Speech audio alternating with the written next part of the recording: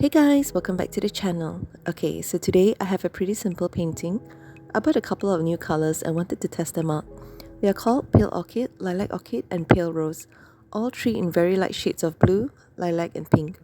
I like the colors, but it's a little translucent so it requires many layers of paint.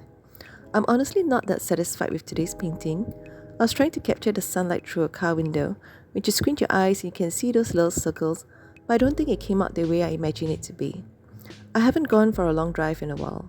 I know of some people who find driving therapeutic. Apparently it helps to clear your head, especially in an argument. Driving gives you the space you need to calm down, meditate and return in a rational state of mind and emotion. I tried it once. I was in the middle of a heated quarrel and impulsively announced that I'm going for a drive just to be met with raised eyebrows and a smirk. See, the problem was this. I forgot I was living right in the middle of the city, and it's almost rush hour every hour except for ungodly hours in the morning. Needless to say, the traffic vexed me to death by road rage.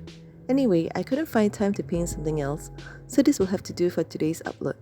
Work's been really hectic since the holiday seasons are over, but I guess busy is good, so I can't complain too much.